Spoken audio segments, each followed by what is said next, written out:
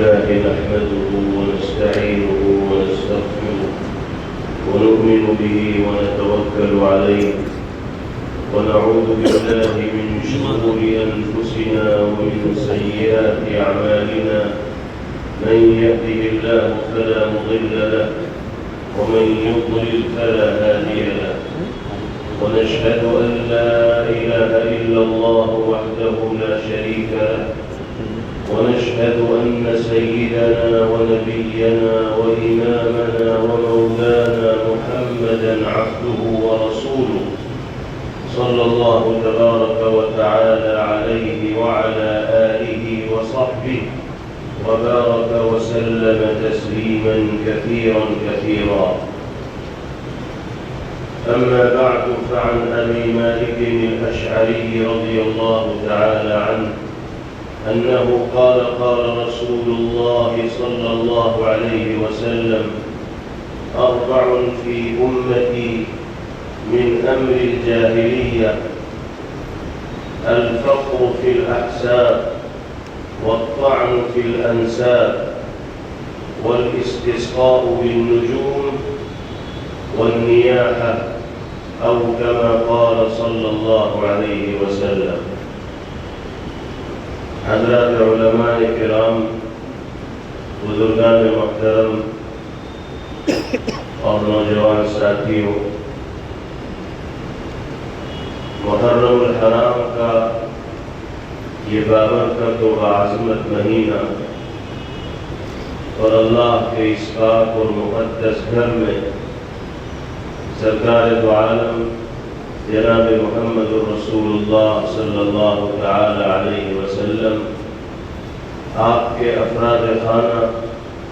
اور آپ کے جانثار و فداکار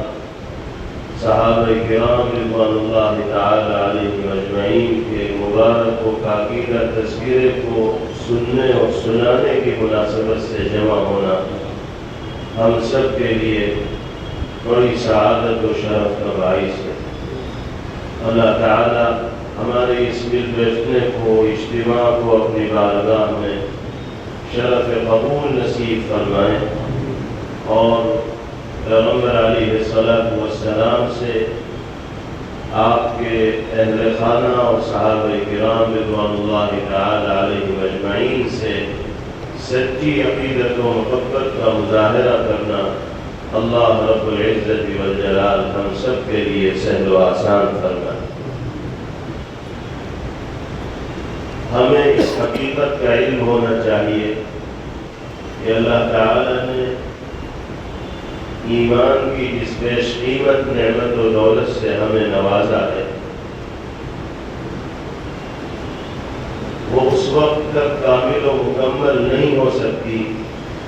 جب تک کہ اللہ کے حبیب صلی اللہ تعالی علیہ وسلم سے ٹوٹ کر محبت کرنے والا ایک مومن و مسلمان نہ بن جائے۔ ایمان پر کمال کی مہر اسی وقت لگے گی جب اللہ کے حبیب صلی اللہ تعالی علیہ وسلم سے عقیدت و محبت کی شمع ہمارے اور آپ کے دلوں میں روشن ہوگی، اور روئے زمین پر بسنے والے انسانوں میں جب تک ہماری اور آپ کی نگاہ میں پیغمبر علیہ السلام کی شخصیت مبارکہ محبوب ترین نہیں ہو جائے گی، اس وقت تک ہمارا ایمان اللہ کی نگاہ میں کامل و مکمل نہیں ہو۔ اور پیغمبر علیہ السلام سے محبت و عقیدت کا حق اس وقت تک ادا نہیں ہو سکتا جب تک کہ حضرات اہل بیت اور حضرات صحابہ کرام رضوان اللہ تعالی علیہ اجمعین سے عقیدت و محبت کا مظاہرہ نہ کیا جائے۔ یہ ناممکن ہے کہ پیغمبر علیہ السلام سے دعوی محبت کو اور حضرات اہل بیت یا طبقہ صحابہ میں سے کسی فرد سے انسان محبت و عقیدت کا مظاہرہ کرنے والا نہ ہو تو اس کا یہ دعویٰ اللہ کی بارگاہ میں قابل قبول ہو ہی نہیں سکتا۔ پیغمبر علیہ السلام سے محبت کا حق ادا کرنا ہے تو حضرات اہل اہل بیت کے ساتھ بھی سچی عقیدت و محبت کا مظاہرہ کرنا ہوگا، اور حضرات صحابہ کرام رضوان اللہ تعالی علیہم اجمعین کے سلسلے میں بھی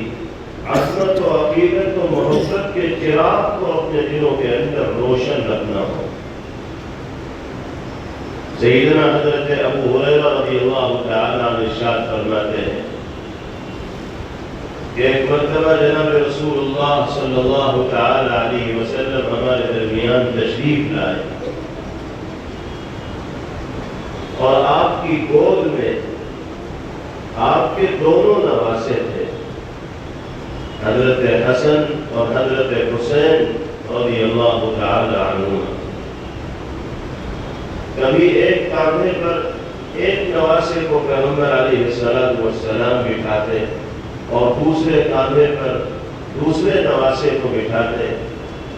کبھی ایک کو گود میں لیتے دوسرے کو نیچے بٹھا دیتے، کبھی دوسرے کو گود میں لیتے اور پہلے کو نیچے بٹھا دیتے۔ پیغمبر علیہ السلام کا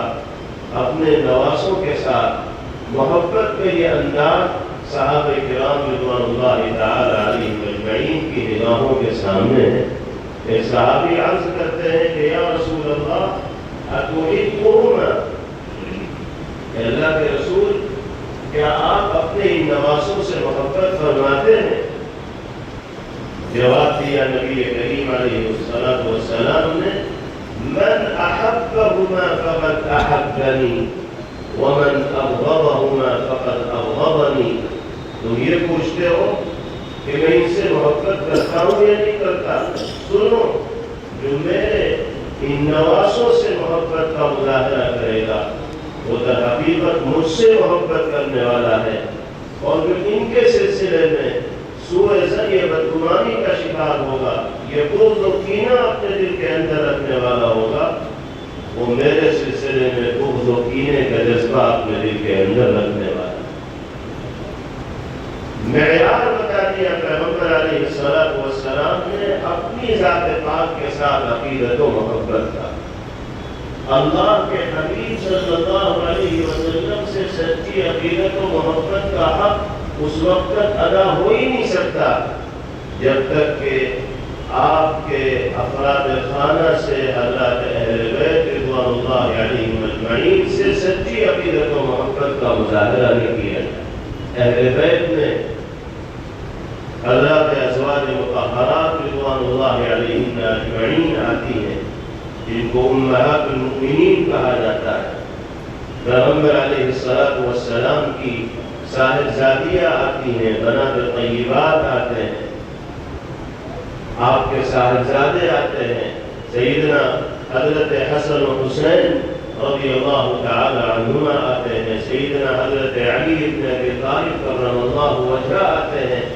یہ جو افراد خانہ ہیں جناب محمد رسول اللہ صلی اللہ علیہ وسلم کو، جن کو اہل بیت کہا جاتا ہے، ان سے محبت و عقیدت کا مظاہرہ در حقیقت پیغمبر علیہ السلام سے عقیدت و محبت کا مظاہرہ۔ تو ایک مومن جو اللہ کے حبیب کا عشق اپنے دل کے اندر رکھنے والا ہوگا، لازمی طور پر حضرات اہل بیت رضوان اللہ علیہم اجمعین سے بھی وہ عقیدت و محبت کا مظاہرہ کرنے والا، اور یہی صورتحال صحابہ کرام رضوان اللہ تعالی علیہم اجمعین کی بھی۔ جیسے اہل بیت سے محبت پیغمبر علیہ السلام سے سچی محبت کا اظہار کرنے کے لیے ضروری ہے، ایسے ہی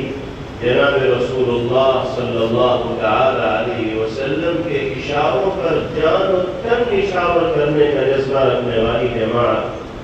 صحابہ کرام رضوان اللہ تعالی علیہ اجمعین کے طبقے سے تعلق رکھنے والے ہر فرد کے ساتھ سچی عقیدت و محبت کا مظاہرہ کرنا ایک مومن و مسلمان کے لیے ضروری ہے۔ اللہ تعالی نے صحابیت کی شکل میں حضور پاک علیہ السلام کی صحبت سے مشرف ہونے کی شکل میں جو نعمت حضرات صحابہ رضوان اللہ علیہم اجمعین کو عطا فرمائی ہے، اس کی ہمسری اور برابری کوئی دوسری دولت و نعمت نہیں کر سکتی۔ پیغمبر علیہ صحبت کے نتیجے میں صحابہ کو وہ مقام حاصل ہو گیا کہ اب قیامت تک آنے والے انسانوں میں سے کوئی علمی اور عملی اعتبار سے تقویٰ، طہارت، پارسائی اور پرہیزگاری کے اعتبار سے کتنے ہی بلند مقام پر کیوں نہ پہنچ جائے، کسی ادنا درجے کے صحابی کے مقام کے قریب بھی نہیں پہنچ سکتا، کیونکہ پیغمبر علیہ السلام کی صحبت کی جو دولت و نعمت ہے، یہ طبقہ صحابہ سے تعلق رکھنے والے افراد میں سے کسی اور کا مقدر بن ہی نہیں سکتی۔ ایک واقعہ ہے، غزوہ احد کے موقع پر ایک صاحب جناب رسول اللہ صلی اللہ تعالی علیہ وسلم کی خدمت میں حاضر ہوئے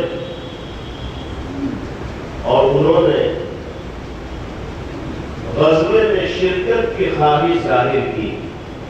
مسلمان اس وقت تک نہیں ہوئے تھے، لیکن اللہ نے دل کی دنیا بدلنے کا فیصلہ فرما لیا تھا۔ مسلمانوں کے سلسلے میں ہمدردی ان کے دل کے اندر پیدا ہو گئی تھی، اسلام کی طرف مائل ہو گئے تھے۔ غزوہ احد جاری تھا، پیغمبر علیہ السلام کی خدمت میں حاضر ہوئے اور عرض کیا کہ یا رسول اللہ مقاتل او اسلم، اے اللہ کے رسول جنگ جاری ہے، مجھے اس جنگ میں مسلمانوں کی طرف سے شرکت کرنی ہے، آپ فرمائیے کہ میں جنگ میں شرکت کروں یہ اسلام قبول کروں۔ آپ نے فرمایا اسلم ثم قاتل، پہلے کلمہ پڑھو، اسلام قبول کرو، اس کے بعد دشمنوں سے مقابلے کے لیے میدان کارزار میں چلے جاؤ۔ چنانچہ وہ صحابی اسی وقت کلمہ طیبہ پڑھ کر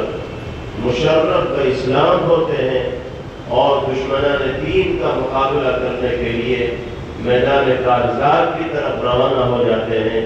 جنگ کا مرحلہ ختم ہوتا ہے تو حضور پاک علیہ السلام کو اطلاع دی جاتی ہے کہ یا رسول اللہ وہ صاحب جو آپ سے جنگ میں شرکت کی اجازت لے رہے تھے اور کلمہ پڑھ کر وہ جنگ کے اندر شہید ہوئے تھے، وہ تو شہید ہو گئے۔ حضور پاک علیہ السلام اس موقع پر ایک تاریخی جملہ ارشاد فرماتے ہیں اور آپ کی زبان مبارک سے جملہ ادا ہوتا ہے عمل قلیلا واجر کثیرا، اللہ کے اس بندے نے عمل تو تھوڑا سا کیا لیکن اجر اللہ نے اس کو ایسا عطا فرمایا ہے کہ اس کی ہمسری اور برابری آسانی کے ساتھ کی نہیں جا سکتی۔ ایسے صحابی جنہوں نے زندگی میں ایک نماز بھی نہیں پڑھی، ایک دن کا روزہ بھی نہیں رکھا، قرآن پاک کی ایک آیت کی تلاوت بھی نہیں کی، اور اللہ نے ان کی جان کو اپنی بارگاہ میں قبول کر لیا، جام شہادت نوش فرما لیا۔ یہ صحابی بھی امت میں پائے جانے والے تمام کے تمام بزرگوں سے، قطب سے، ابدال سے، شیوخ سے اور تقویٰ و طہارت پارسائی کے اعتبار سے اعلیٰ مقام پر فائز ہونے والے لوگوں سے بھی بہت بلند رتبہ ہے۔ اگرچہ ایک نماز بھی پڑھنے کا موقع ان کو نہیں ملا، ایک دن روزہ بھی نہیں رکھا، پھر بھی صحابیت کا جو شرف ان کو حاصل ہوا اس کے نتیجے میں ان کا مقام اتنا بلند ہو گیا کہ اب کوئی دوسرا اس مقام تک پہنچ ہی نہیں سکتا۔ اس سے اندازہ لگانا مشکل نہیں ہے کہ اللہ نے حضرات صحابہ رضوان اللہ تعالی علیہم اجمعین کو عظمت و رفعت کے اس بلند مقام کے اوپر فائز فرمایا۔ صحابہ کے سلسلے میں خوش گمان ہر ایمان والے کو ہونا چاہیے اور ہر صحابی کے سلسلے میں عظمت و عقیدت اور محبت کا جذبہ اپنے دل کے اندر رکھنا چاہیے۔ کسی بھی صحابی رسول رضی اللہ عنہ کے سلسلے میں اگر سوء ظن یا بدگمانی ایمان والے کے دل کے اندر آئے گی تو یہ اس کی عاقبت و انجام کے لیے نہایت خطرناک چیز ہے اور اس کے ایمان کے لیے بہت مضر اور نقصان دہ ہے۔ کیونکہ صحابہ کرام رضوان اللہ علیہم اجمعین کی جماعت کی وہ جماعت ہے جن کے ذریعے قرآن ہم تک پہنچا، احادیث ہم تک پہنچی، دین کی تشریحات ہم تک پہنچی۔ اگر صحابہ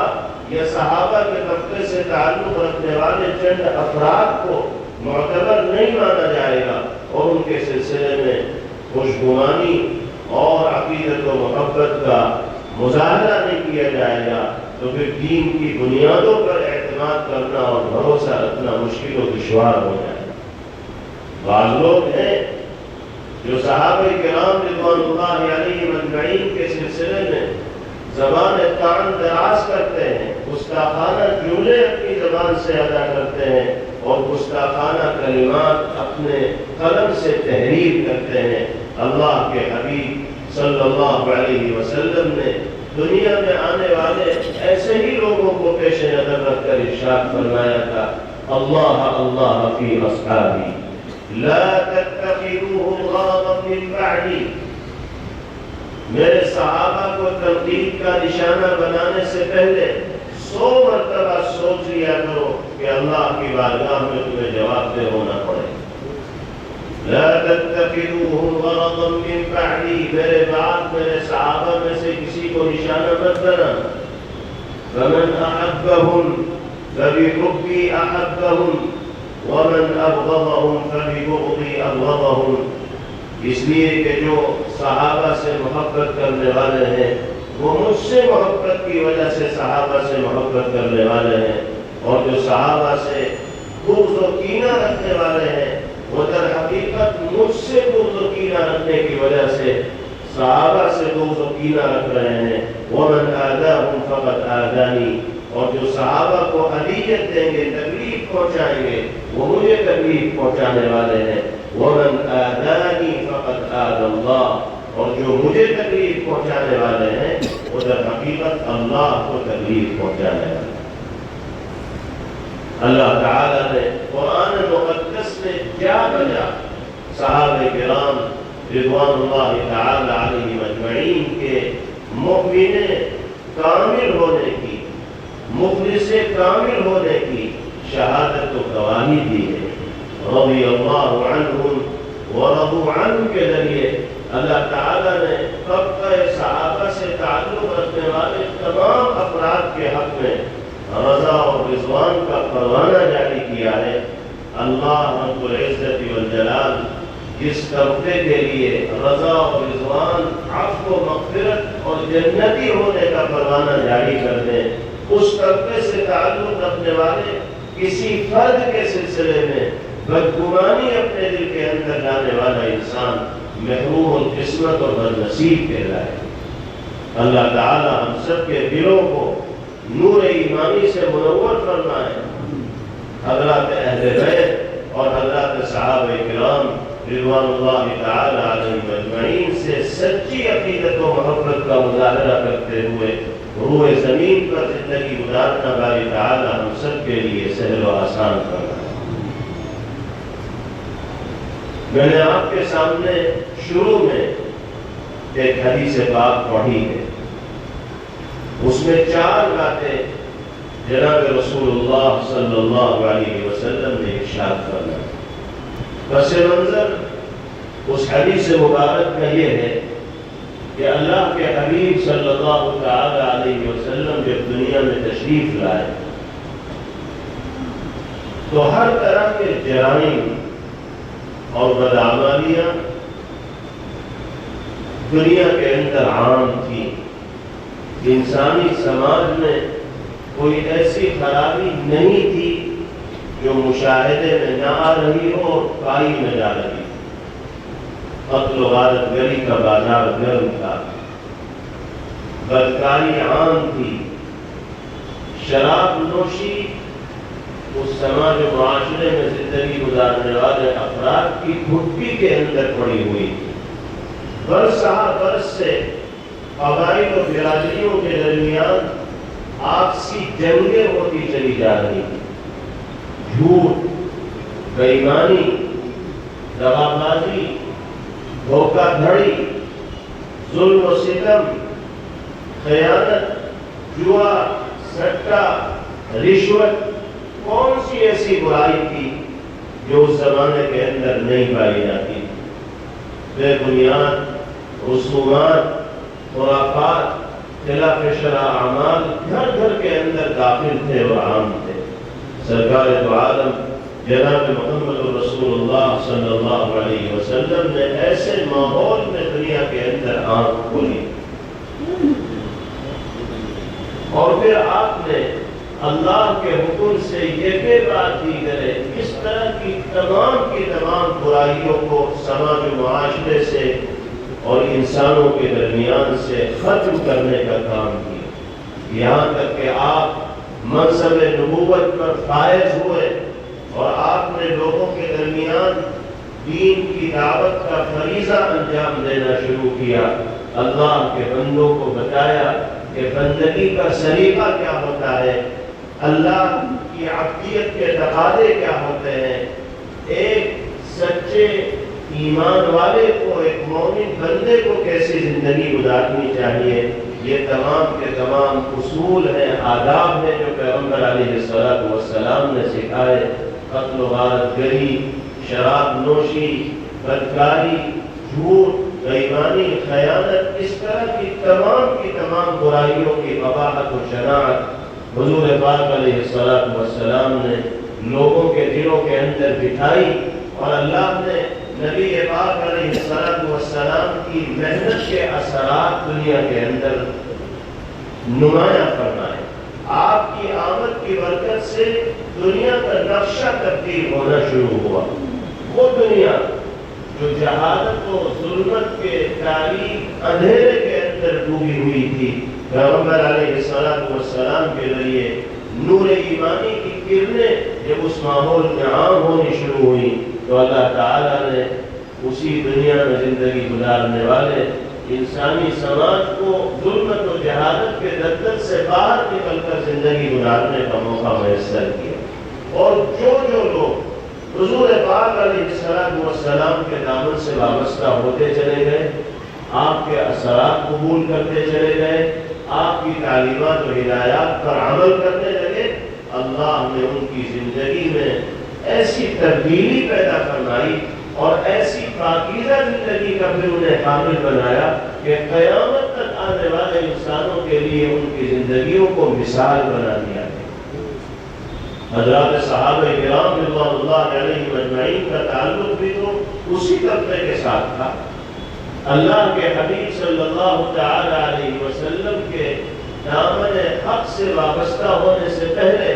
صحابہ کی یہ جماعت بھی تو جہالت و ظلمت کے اندھیروں کے اندر اتر کر زندگی گزار رہی تھی۔ اللہ کے حبیب نے دین کی دعوت دی، یہ لوگ آپ سے وابستہ ہوئے تو اللہ نے ان کی زندگیوں میں تبدیلی پیدا فرمائی، انقلاب پیدا فرمایا۔ پھر یہ زبان کے بھی سچے ہوئے، عمل کے بھی سچے ہوئے، کردار کے اندر بھی پاکیزگی آئی، نگاہوں کے اندر بھی پاکیزگی آئی، اپنے اور پرایوں کی تمیز ان کے دل کے اندر بیٹھی، اور انسانی تقاضوں کے مطابق زندگی گزارنے کا سلیقہ ان کو میسر ہوا۔ اور یہ کہ پیغمبر علیہ السلام نے دنیا میں تشریف لانے کے بعد جن چیزوں کو اپنی زندگی کا مشن بنایا، ان میں سے ایک چیز سماج میں پائی جانے والی خرافات، رسومات، خلاف شرع اعمال اور جاہلیت کے امور کا خلا کرنا، صفایا کرنا، یہ پیغمبر علیہ السلام کی زندگی کے مشن کا حصہ ہے۔ آپ نے برائی کا سر کچلا ہے، گندگی کو ماحول سے صاف کرنے کا کام کیا ہے، اور پاکیزگی کو انسانی سماج و معاشرے میں عام کرنے کی کوشش و محنت نبی پاک علیہ السلام نے ساری زندگی فرمائی۔ اب اس کے بعد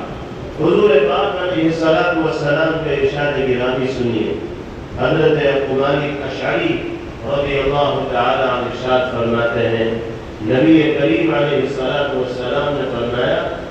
اربع فی امتی من امر الجاہلیت لا یترکونہن، جاہلیت کے طریقوں میں سے 4 طریقے آج بھی میری امت میں ایسے پائے جا رہے ہیں جن کو لوگ آسانی کے ساتھ چھوڑنے کے لیے تیار نہیں ہیں۔ یہ وہ درد ہے پیغمبر علیہ السلام کا، جس کا اظہار آپ اپنی زبان مبارک سے فرما رہے ہیں۔ یہ وہ دکھ ہے جس کا حضور پاک علیہ السلام نے ان کلمات کے ذریعے اظہار فرمایا۔ گویا کہ آپ یہ کہنا چاہتے ہیں کہ میں تو دنیا سے جاہلیت کے زمانے میں پائی جانے والی خرافات اور گندگیوں کا خاتمہ کرنے کے لیے آیا تھا، لیکن ایک زمانہ گزرنے کے باوجود میری امت کے افراد میں آج بھی ایسے افراد پائے جاتے ہیں جو جاہلیت کے پاس طریقوں سے ناطہ توڑنے کے لیے تیار نہیں۔ یہ بات تو نبی پاک علیہ السلام نے اپنی حیات طیبہ میں ارشاد فرمائی تھی جب جاہلیت کا زمانہ قریب تھا، لیکن آج صدیاں بیت جانے کے بعد بھی جب ہم اپنے سماج و معاشرے پر نگاہ ڈالتے ہیں تو جاہلیت کے زمانے کی وہ برائیاں آج بھی ہمیں اپنے سماج و معاشرے میں دکھائی دیتی ہیں، اور ان میں سے کوئی ایک برائی بھی اگر انسانی سماج و معاشرے میں عام ہوگی تو گویا کہ جاہلیت کا طریقہ زندہ ہوگا، اور جاہلیت کے طریقے کو زندگی دینا یہ اللہ کے حبیب صلی اللہ علیہ وسلم کو دکھ دینے کے مرادف ہے۔ پیغمبر علیہ السلام کو اذیت و تکلیف پہنچانے کے مرادف ہے جاہلیت کے کسی طریقے کو فروغ دینا، بڑھاوا دینا اور اس کو اپنی زندگی کا جز بنانا۔ جن چار چیزوں کی جانب آپ نے اشارہ فرمایا آج بھی وہ انسانی سماج میں پائی جاتی ہیں، ضرورت اس بات کی ہے کہ ہم اپنے گھروں کو، اپنی برادریوں کو، اپنے سماج و معاشرے کے افراد کو ان چاروں برائیوں سے اور چاروں تصورات سے پاک کرنے کی کوشش کریں۔ کیا ہیں وہ چار چیزیں؟ پہلے نمبر پر آپ نے ارشاد فرمایا الفقر فی الاحساب۔ جاہلیت کے طریقوں میں سے ایک طریقہ اپنے حسب و خاندان کے سلسلے میں فخر و مباحات کا اظہار کرنا، یہ سوچنا کہ میرے خاندان میں تو فلاں فلاں بزرگ لوگ گزرے ہیں، میری ہمسری اور برابری کون کر سکتا ہے؟ میرے خاندان میں تو بڑے بڑے ذی علم گزرے ہیں، میرے خاندان میں تو بڑے بڑے فصیح و بلیغ لوگ گزرے ہیں،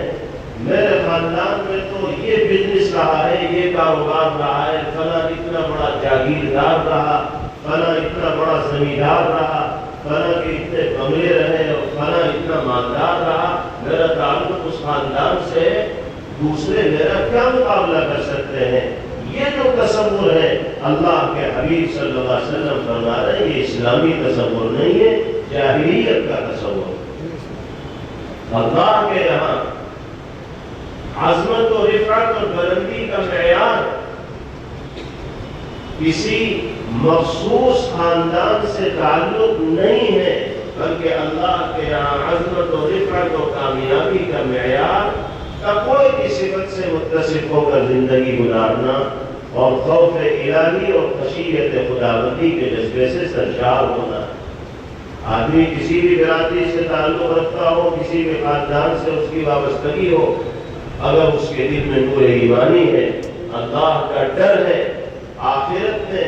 اعمال کے سلسلے میں جوابدہی کا احساس ہے، اللہ کے یہاں وہی محترم ہے، وہی معزز ہے،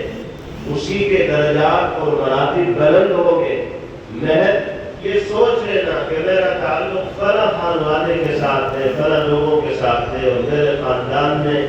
ایسے ایسے نامی گرامی افراد گزرے ہیں جن کا طریقہ یہ رہا، پیشہ یہ رہا، اس سے کام چلنے والا نہیں ہے۔ اور یہ تصور کہ حسب کی بنیاد پر اپنے آپ کو دوسروں کے مقابلے میں برتر سمجھنا، بڑائی ظاہر کرنا، سیدھے منہ لوگوں سے بات نہ کرنا، یہ جاہلیت کا تصور ہے، اسلام کا تصور نہیں۔ اسی سے ملتی جلتی دوسری چیز آپ نے ارشاد فرمائی وَالطَّعْنُ فِي الْأَنْسَابِ، دوسری برائی جو جاہلیت کی برائی ہے آج بھی پائی جاتی ہے، جس سے انسانی سماج کو پاک کرنا ضروری ہے، وہ کیا ہے؟ برادری، خاندان اور نسب کی بنیاد پر کسی کو مطمون کرنا، ذلیل کرنا، حقیر و کمتر سمجھنا کہ تمہارا تعلق تو فلاں برادری کے ساتھ ہے، میرا تعلق فلاں برادری کے ساتھ ہے، میرا تمہارا کیا جوڑ بیٹھے گا؟ میں تو اونچی برادری سے ہوں اور تم نیچی برادری سے ہو۔ جو اونچ نیچ کا تصور ہے اسے برادری واد کہا جاتا ہے، اسلام سے اس کا کوئی لینا دینا نہیں ہے۔ کلمہ پڑھنے والے تمام کے تمام اللہ کے بندے مومن و مسلمان ہیں، اور سب کو ایمانی اخوت میں اور اسلامی دھارے میں آپس میں پرویا ہوا اپنے آپ کو سمجھنا چاہیے۔ برادریوں کی بنیاد پر ایک کو اونچا سمجھنا اور ایک کو نیچا سمجھنا، یہ جاہلیت کا وہ تصور ہے جس کا خاتمہ کرنے کے لیے جناب رسول اللہ صلی اللہ علیہ وسلم اس دنیا کے اندر تشریف لائے۔ لیکن افسوس کی بات ہے کہ آج کے زمانے میں بھی یہ تصور نہ صرف یہ کہ موجود ہے بلکہ بڑھتا چلا جا رہا ہے، فروغ پا رہا ہے۔ برادریوں کی بنیاد پر آپس میں انتشار پایا جاتا ہے، اختلاف پایا جاتا ہے، الگ الگ خانے پائے جاتے ہیں، اور برادریوں ہی کی بنیاد پر فیصلہ کیا جاتا ہے کسی کے سماج میں معزز ہونے کا اور کسی کے سماج میں غیر معزز ہونے کا۔ یہ معیار اللہ کے یہاں ہے ہی نہیں۔ اللہ کے یہاں معیار عمل ہے، نیکی ہے، تقویٰ ہے، خوف الہی اور خشیت خداوندی۔ آپ کو تعجب ہوگا اس حوالے سے جناب رسول اللہ صلی اللہ علیہ وسلم کی زبان مبارک سے جو جملے ادا ہوئے وہ تاریخ میں سنہرے حروف سے لکھے جانے کے لائق۔ احادیث طیبہ میں آتا ہے جمع رسول اللہ صلی اللہ علیہ وسلم خاصۃ اقاربہ یوما، ایک دن نبی پاک علیہ السلام نے اپنے قریبی رشتہ داروں کو جمع فرمایا۔ کون کون ہیں؟ عمہ العباس وعمتہ صفیہ وبنتہ فاطمہ، آپ کے چچا حضرت عباس رضی اللہ عنہ، آپ کی پھوپھی حضرت صفیہ رضی اللہ عنہ، اور آپ کی چہیتی اور لاڈلی صاحبزادی جنتی عورتوں کی سردار سیدہ فاطمہ الزہرا رضی اللہ عنہ، یہ تین حضرات مجلس میں موجود۔ حضور پاک علیہ السلام نے سب سے پہلے اپنے چچا کو مخاطب کیا اور ارشاد فرمایا، یا عباس عم رسول اللہ لا تقل انی عم رسول اللہ اعمل فإن رسول اللہ لا یغنی عنک من اللہ شیئا۔ فرمایا کہ چچا جان، آپ میرے چچا ہیں، میرا اور آپ کا جو خونی رشتہ ہے وہ کبھی ختم نہیں کیا جا سکتا، اس کو جھٹلایا نہیں جا سکتا، لیکن آپ محض اسی قرابت داری اور رشتہ داری کے اوپر تکیہ اور بھروسہ کر کے نہ رہیے گا، عمل آپ کو بھی کرنا ہوگا۔ اگر نیکی آپ کی زندگی میں نہیں ہوگی تو اللہ کا رسول آخرت میں آپ کے کام نہیں آئے گا۔ رشتہ داری اور قرابت داری اپنی جگہ، لیکن محض اس قرابت کی بنیاد پر کامیابیاں مقدر ہو جائیں یہ ممکن نہیں۔ یہی جملہ آپ نے اپنی پھوپھی جان سے کہا، یا صفیہ عمۃ رسول اللہ لا تقولی انی عمۃ رسول اللہ اعملی فإن رسول اللہ لا یغنی عنک من اللہ شیئا۔ پھوپھی جان، آپ میری پھوپھی ہیں، میرا اور آپ کا جو خونی رشتہ ہے اس کو جھٹلایا نہیں جا سکتا، اور یہ رشتہ ہمیشہ برقرار رہے۔ آپ یہی سوچ کر مطمئن نہ ہو کہ آپ رسول اللہ کی پھوپھی ہیں، اعملی، عمل آپ کو بھی کرنا ہوگا، نیکیوں سے اپنی زندگی کو مزین آپ کو بھی کرنا ہوگا۔ اگر عمل ساتھ نہیں ہوگا تو آخرت میں آپ کا نتیجہ آپ کے کام نہیں آئے۔ اور تیسرے نمبر پر حضرت فاطمہ رضی اللہ عنہ کو مخاطب کرتے ہوئے ارشاد فرمایا، یا فاطمہ بنت محمد لا تقولی انی بنت محمد اعملی فإن أباك لن يغني عنك من اللہ شیئا۔ فاطمہ، تم میری بیٹی ہو، میری نور نظر ہو، ربط جگر ہو، اور جو تعلق مجھے تم سے ہے اور تمہیں مجھ سے ہے وہ بیان سے باہر ہے، لیکن بیٹی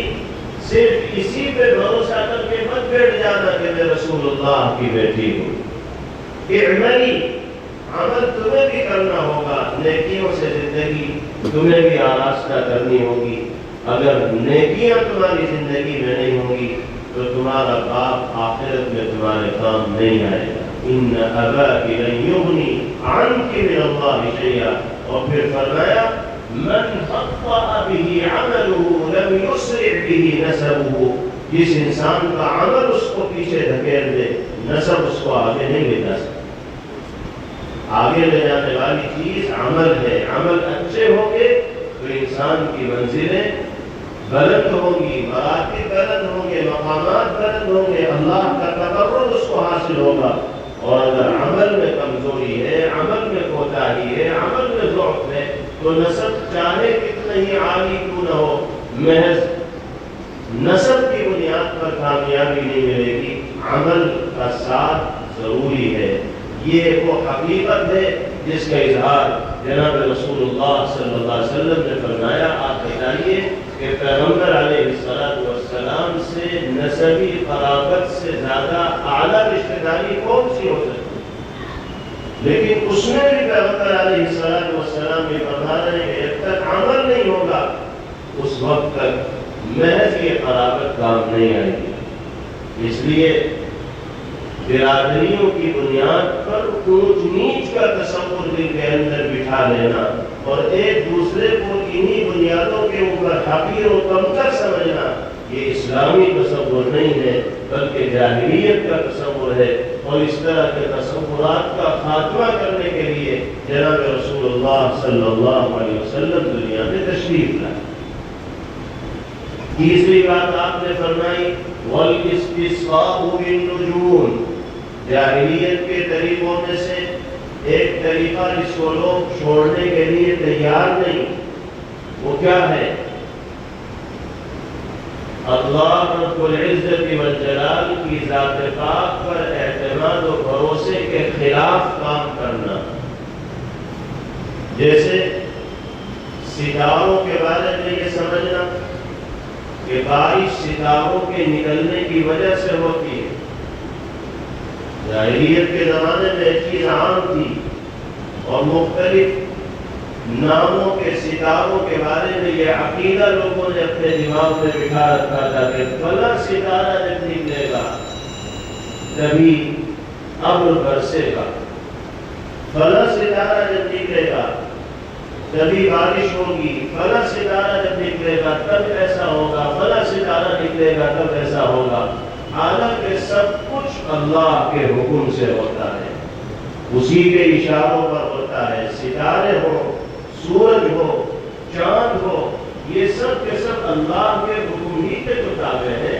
اللہ تعالیٰ کی مرضی، منشا اور اشاروں کے بغیر یہ حرکت نہیں کر سکتے۔ کائنات میں کوئی ذرہ ادھر سے ادھر نہیں ہو سکتا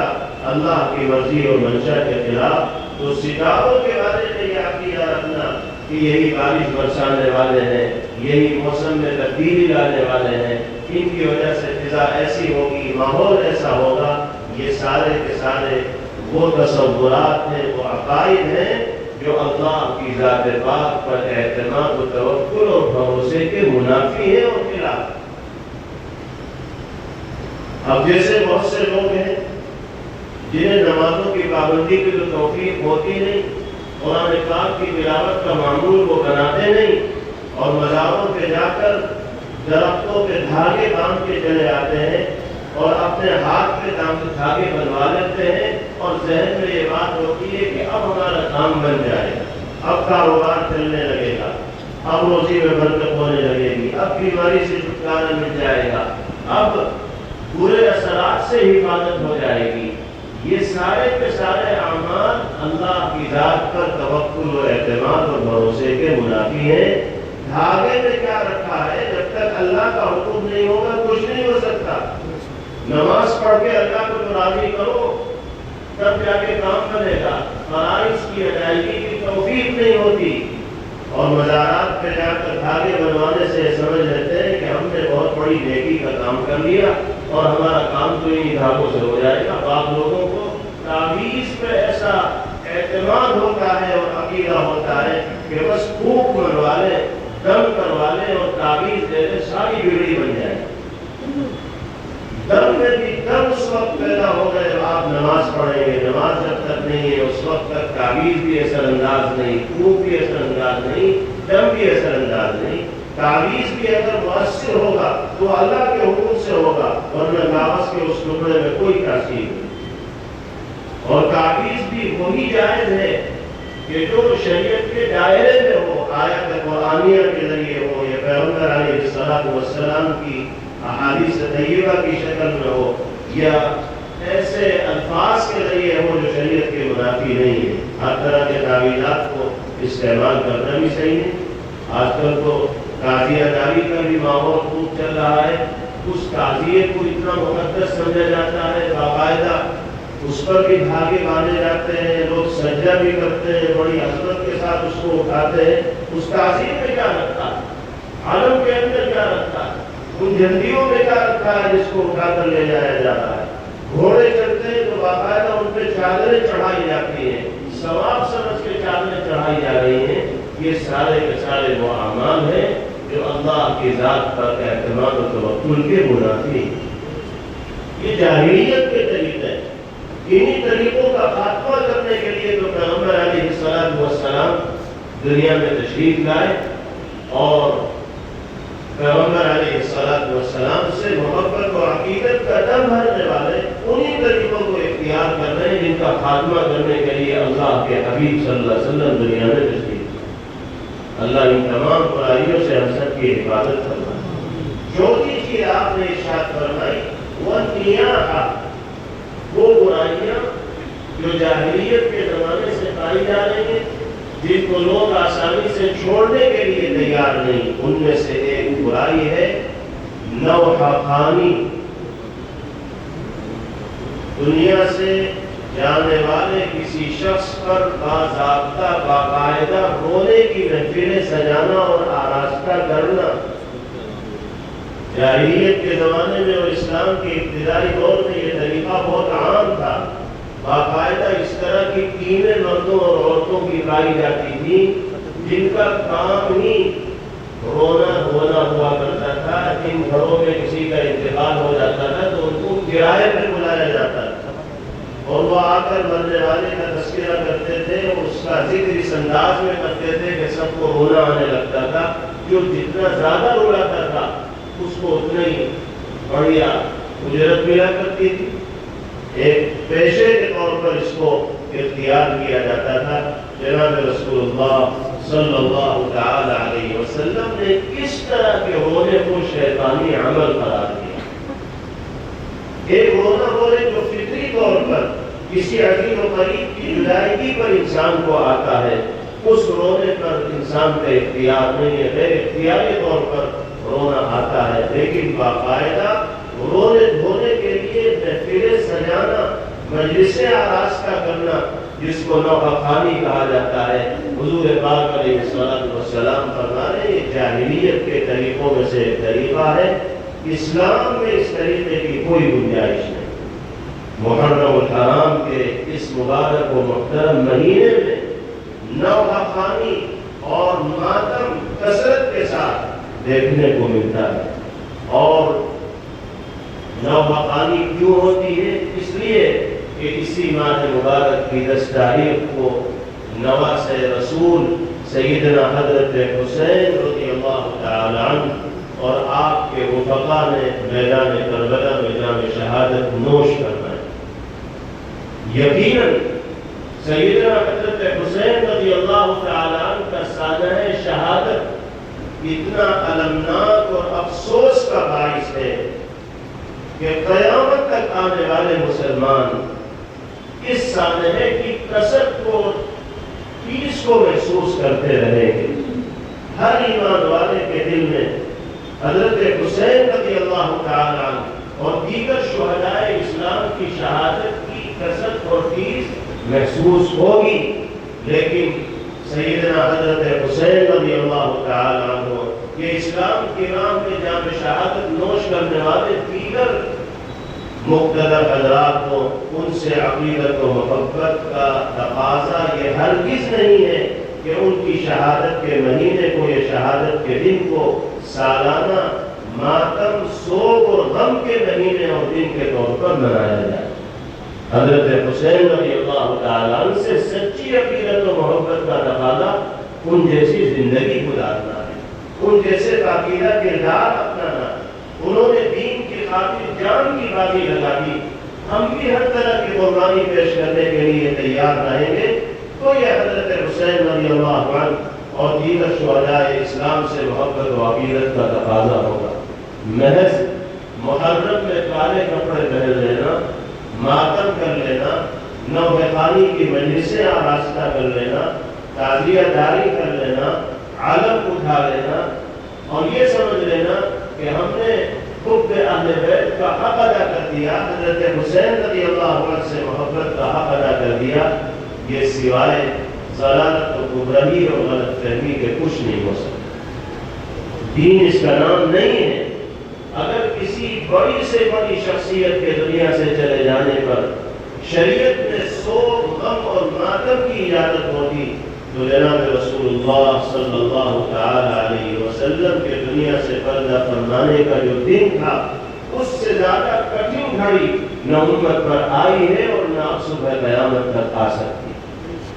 آپ کے دنیا سے پردہ فرمانے کا دن اس لائق تھا کہ سالانہ اس کو سوگ و غم کے دن کے طور پر منایا جائے، لیکن تاریخ میں اس کا کوئی ذکر نہیں ہے۔ صحابہ سے زیادہ پیغمبر سے محبت کرنے والے کون ہوں گے؟ لیکن حضرات صحابہ میں سے کسی نے بھی حضور پاک علیہ السلام کی یوم رحلت کو سوگ و غم کے دن کے طور پر نہیں منایا، کیونکہ پیغمبر خود ارشاد فرما دے رہے تھے کہ کسی بڑی سے بڑی شخصیت کے دنیا سے چلے جانے پر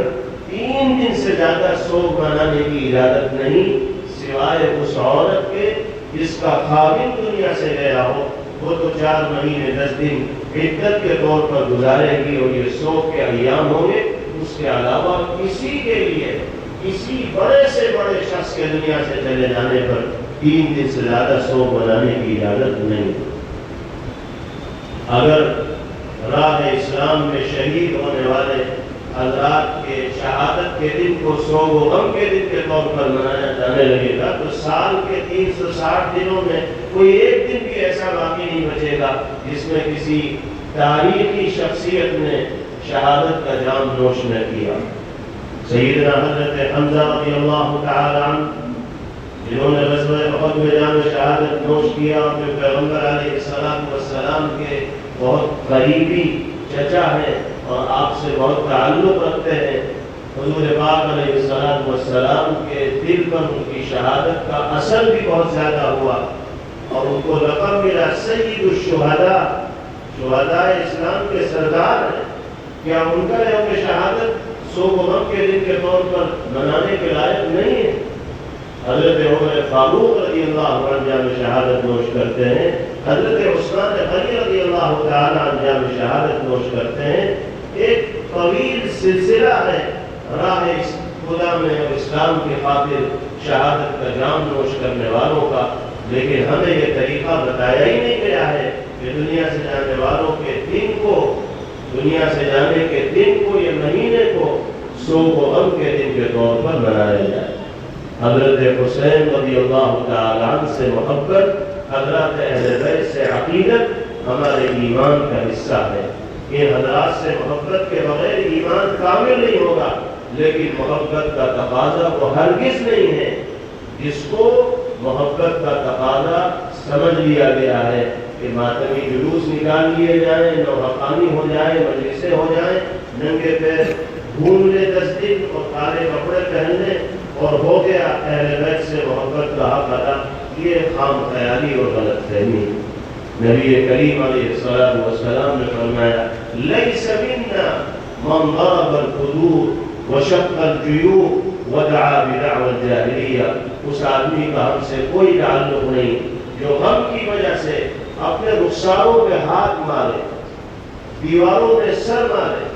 گریبان چاک کرے اور جاہلیت کے زمانے کی طرح زور زور سے روئے، فرمایا کہ ایسے لوگوں سے ہمارا کوئی تعلق نہیں۔ رونا آ بھی رہا ہے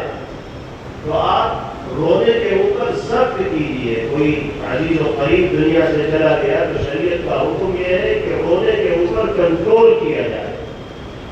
جہاں تک ممکن ہو ضبط کرنے کی کوشش کریں، آواز سے نہ روئیں، کیونکہ حضور پاک علیہ السلام نے یہ بھی فرمایا المیت یعذب ببکاء اہلہ علیہ، میت کو عذاب دیا جاتا ہے گھر والوں کے اس پر زور زور سے رونے کی وجہ سے۔ اس سلسلے میں بڑی غفلت پائی جاتی ہے ہمارے یہاں۔ دنیا سے تو سب کو جانا ہے، کسی گھر میں انتقال ہوتا ہے تو خاص طور سے عورتیں یا باہر سے آنے والے مہمان پہلی مرتبہ جب دیکھتے ہیں میت کو تو بہت زور زور سے روتے ہیں، کہ جب جنازہ اٹھ کر جاتا ہے گھر سے قبرستان کی طرف تو سب کے چیخنے چلانے کی آوازیں آتی ہیں، باہر تک روتی ہوئی عورتیں نکل آیا کرتی ہیں۔ یہ طریقہ اسلام کے خلاف ہے۔ عورتوں کو سمجھانے کی ضرورت ہے، گھر والوں کو سمجھانے کی ضرورت ہے کہ آواز کے ساتھ رونا اس کی اجازت نہیں ہے، اور اس طرح کے رونے کی وجہ سے آپ جس سے محبت کا اظہار کر رہے ہیں اس کو تکلیف ہو سکتی ہے۔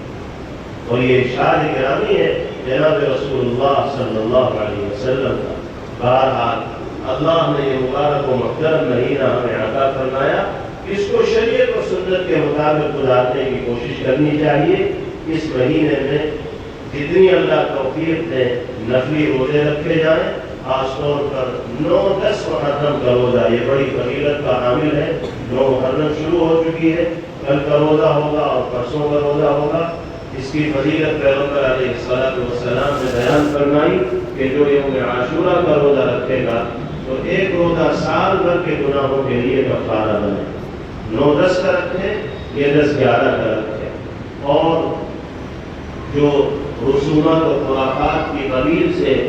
اس مبارک مہینے میں اعمال انجام دیے جاتے ہیں ان سے دوری بنائے رکھیں۔ 10 محرم کو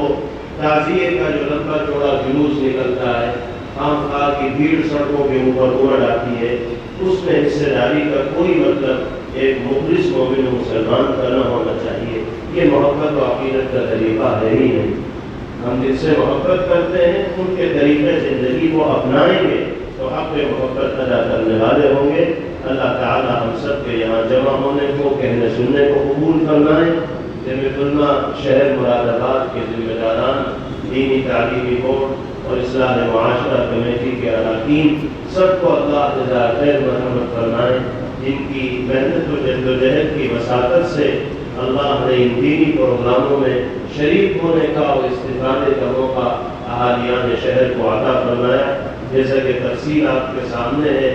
بہت سے پروگرام شہر کے مختلف خطوں میں، علاقوں میں اور مساجد میں اسی عنوان پر ہوئے ہیں، جس میں لوگوں کو صحیح بات بتائی گئی ہے۔ ہمیں جامعۃ علماء شہر مراد آباد کے ذمہ داران اور اس سلسلے میں محنت کرنے والے تمام کے تمام علماء کا ممنون و مشکور ہونا چاہیے کہ ان کی فکر و کاوش سے یہ مجلسیں ہمیں میسر ہوتی ہیں، صحیح کو صحیح سمجھنے کا اور غلط کو غلط سمجھنے کا موقع فراہم ہوتا ہے۔ اللہ تعالی ان تمام حضرات کی عمروں میں برکت عطا فرمائیں اور ان کی محنت و کاوش کو اور جدوجہد کو اپنی بارگاہ میں قبول فرمائیں۔ وآخر دعوانا ان الحمد للہ رب العالمین۔